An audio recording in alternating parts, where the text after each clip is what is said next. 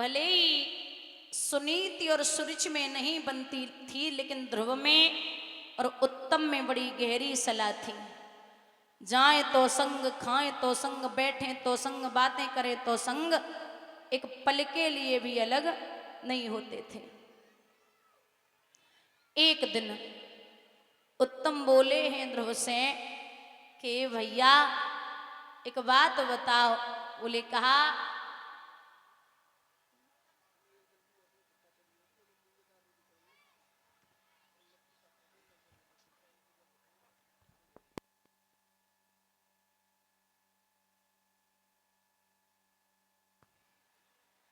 भैया यहां जब उत्तम ने कहा कि आप मेरे पिता के यहां चलो, तो बोले चलिए। लेकिन उत्तम जब पिता की कचहरी में पहुंचे तो दादा याद रखना 5 साल बाद मांस के लोथड़े को राजा उत्तानपाद ने देखा। जैसे कि बाज टूटता है मांस के लिए, वैसे ही राजा उत्तानपाद अपने बच्चे पे टूटे। इतनी तेज दौड़े, 2-4 चुम्बन तो माथे में जड़ गई और छाती सुन लगाए कि राजा उत्तानपाद की किलकारी छूट गई। अरे ओ बच्चा, आज बाप की याद कैसे आई है। महाराज जितने भी प्रजा में लोग बैठे थे सब टकटकी लगा के देखने लगे। जवाब दिया, भैया ये तो सत्य है कि जो बड़ा बेटा है ना राजा उत्तानपाद का, उसके ललाट की रेखाएं कह रही हैं कि ये राज्य का अधिकारी बनेगा।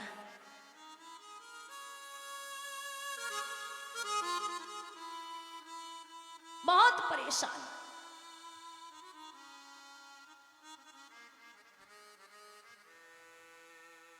ध्रुव जमीन पे खड़े राजा उत्तानपाद का चेहरा देख रहे। बार बार ध्रुव के सर पे हाथ फेर के राजा उत्तानपाद बोले, बेटा आज एक बात बता, बाप की याद कैसे आई, का रास्ता भटक गई हो। ध्रुव पहली बार किसी पुरुष को, ध्रुव 5 साल के हो गए, किसी पुरुष को पहली बार देख रहे और वो भी ये कह रहा है कि मैं आपका पिता हूं। कभी भी मैया ने नहीं कहा कि तुम्हारे पिता जीवित हैं या मर गए। लेकिन वो कहते हैं ना कि पहले के जमाने में 1-2 चुगला आते, लेकिन आज के जमाने में घर घर और गांव गांव में चुगला है। यहां तो प्रजा के लोगों ने एक बात कही कि सुनिए दादा, अरे मोड़ी सी सूरत राजू करे, भैया राजू करे, और मांगत भी कमलूक भिखारी।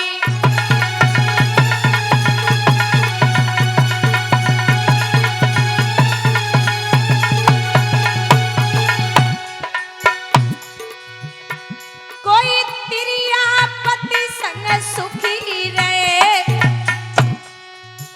दादा सुखी रहे, कोई डोली रही मारी मारी।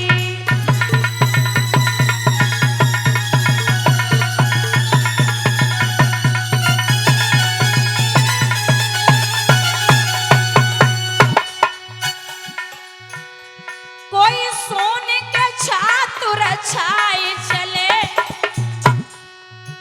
वीरन छाए चले, कोई धूप में गेल चल तू अवडारी।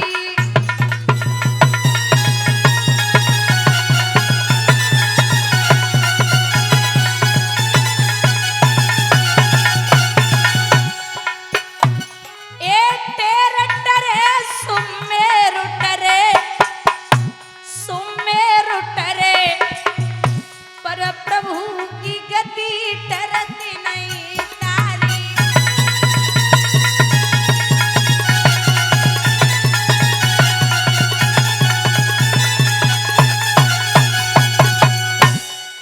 मेरे भैया यहां आपस में बातें कर रहे, तब तक सुरुचि पहुंची और जाए के जब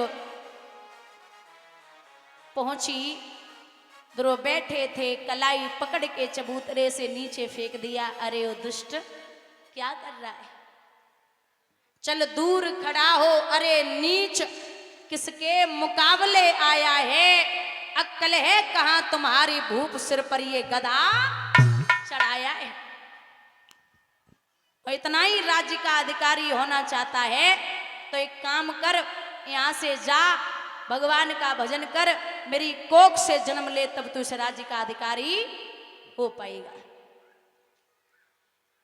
और कहते हैं, मैं समझा रही थी कि गांव में अब हर घर घर में चुगला है, और चुगला सबसे बड़ो काम तब करते हैं जब काऊ को ब्याह हुए गुआए। जब तक उनकी चलेगी तब तक तुम्हारे लला को ब्याह ना होन दी। एक गांव में एक व्यक्ति रहते थे, वैसे तो कुछ उनका नाम और था, लेकिन उन्होंने जीवन में कभी अच्छे काम नहीं किए, तो लोगों ने उनका नाम रख दिया बिगाड़ानंद।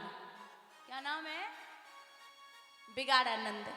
एक लला की शादी वाले आए तो बिगाड़ानंद लला के घर पे ही बैठे, बिटिया वाले सामने बैठे। तो लड़का के बाप ने जवाब दो, लला एक काम करो, बिगाड़ानंद चाचा बैठे, इनके पैर छुओ और इनसे कह दो चाचा अबे जाओ, 2 घंटा बाद आए जाइयो। सो जैसे ही पैर छुए बिटिया वाले होते ही बैठे, सो बिगाड़ानंद आशीर्वाद दे के बोले, खूब खुश रहो लला, और जो तुम्हें मिर्गी की बीमारी आती थी वो जल्दी ठीक हो जावे। अब जब बताओ, बीमारी पहले से ही बिटिया वाले जान ले तो को ब्याह करेगो। उठ गए और चले गए। अब लड़का तो बड़ो नाराज। कछु दिन बाद बिगाड़ानंद की तबीयत खराब भई, तो हॉस्पिटल में भर्ती। अब जब एडमिट कराए गए तो बुजुर्ग लोग बोले कि गांव को आदमी है, चलो सब देख के आए रहे। नई लड़का बोले, हम वो गांव में एक को ब्याह ना अंदर हम देखवे को जावेंगे, कल मरे सो अवे मरे जावे नहीं जावेंगे। सो बड़े बूढ़े पहुंचे, बोले हाँ का वा दिक्कत है कछु? बोले हमारा सब दिक्कत ही है, हमें जल लग रही, हम बचेंगे ना। तो बोले कोई इच्छा तुम्हारी? बोले हाँ एक इच्छा है। का? जब जीवन कबहू जिंदगी में अच्छे काम नहीं करे, जब हम मर जाएं तो तुम हमारे मुंह में एक हाथ को खूंटा ठोक दियो। बोले कैसी बात है? हाँ अब हमारी मर्जी, अब मरेंगे तो है। ठीक है। कुछ दिन बाद बिगाड़ानंद मरे गए, शरीर गांव में आया। अब पूरो गांव जनवच्चा इकट्ठो। अच्छा बुरो आदमी मरे तो अंदर से खुशी होते हैं, बला टली गांव की। सब गांव जनवच्चा इकट्ठे, शरीर रखा गया। तो बड़े बूढ़े बोले काम करो, अब जो है सो ठीक ही है, इनकी इच्छा आती तो इनके मुंह में एक हाथ को खूंटा ठोक दो। अरे बोले कब पागल है गए, अब तो मरे को चलोगो, कोई बात नहीं। बोले नहीं नहीं, दुश्मन की इच्छा पूरी करी जाते, आओ। एक लकड़ी लाई गई इतनी बड़ी और मुंह में ठोक दी। अब तुम जब कपड़ा डारोगे ऊपर तो दूर से ही पता चलेगा कछु है। सो पूरा गांव जा रहे हो, पीछे अर्थी जा रही, उतने से पुलिस की गाड़ी आई रही। पुलिस वाले बोले कि व्यक्ति तो मरेगा, जके मुंह में का है? ए अर्थी नीचे रखो। अर्थी नीचे रख ले। बोले कपड़ा हटाओ। कपड़ा हटाओ। बोले जे मुंह में का है? महाराज जी हमारे गांव के बिगाड़ानंद थे, इनने जिंदगी में कबू अच्छे काम नहीं करे, तो इनकी इच्छा आती कि जब हम मर जाए तो खूंटा ठोक दियो। तो सबने मिलकर ठोक दो। पुलिस वाले बोले मार डारो। अरे बोले साहब हमने नहीं मारा, जब पहले से ही मरो, बाद में ठोको है। बोले नहीं, हमें पता जाने जिंदगी में अच्छे काम नहीं करे, तुमने सबने मिलके मार दियो। पुलिस वाले बोले अपराधी कबू कहा तो हमने अपराध करो, उठाओ। पूरो गांव जनबच्चा तो सब जेल में। अब कछु तो हंस रहे हो, कछु रो रहे। बोले मत तो मत जेल में डाल के। बोलिए गोविंद भगवान की। जो बिगाड़ने वाले होते वे मरते उदम तक नहीं छोड़ेंगे। सूरज ने कलाई पकड़ के जमीन पे फेंका। अब ध्रुव जन आए सोच रहे कि वो मौसी फेंक रही है। ध्रुव जी सोच रहे कि अभी थोड़ी देर पहले ये इतना प्रेम कर रहे थे, अब ये बोल नहीं रहे, कारण क्या है? क्योंकि पत्नी के आ सकते हैं वो। मेरी कोख से जन्म तब तू लेगा जब वन में तपस्या कर, भगवान का भजन कर। बांस से ध्रुव चले, आहट भरी पुकार जब मैया ने सुनी, तो जाने बड़ी मिन्नत से एक बेटा पायो होवे। उसको सोच लेना महाराज कि कभी भी एक माँ रोता हुआ नहीं देख सकती। बेटा तो चाहे जैसा भी हो, माँ देख ही नहीं सकती। जवाब दियो, बता लाला कौन है मारो? माँ, मासी ने डांटो। अरे ओ बाबरे, माँ मरे मौसी जी है जो मौसी सी होए। मासी अगर मार भी दिया तो चुप हो जा। तो बोले मैया हम जा से ना रोए रहे, हमें मासी ने डांटो। फिर मैया मासी डांटती रही, लेकिन पिता ने कुछ नहीं कहा। एकदम से दिमाग दौड़ा और एक बात कही, लाला जब वो तेरे पिता होते तब तो कुछ कहते, वो तेरे पिता है ही नहीं। ध्रुव एकदम से चौंका, मैया फिर मेरा पिता कौन है? बोले तेरे पिता का नाम है परमात्मा, ईश्वर, जगदीश, भुवनेश्वर, और वो तेरा ही पिता क्या, वो तो संसार का पिता है। तो ध्रुव बोले बस मां रहने दे, मैं उसी पिता घर जाऊंगा जो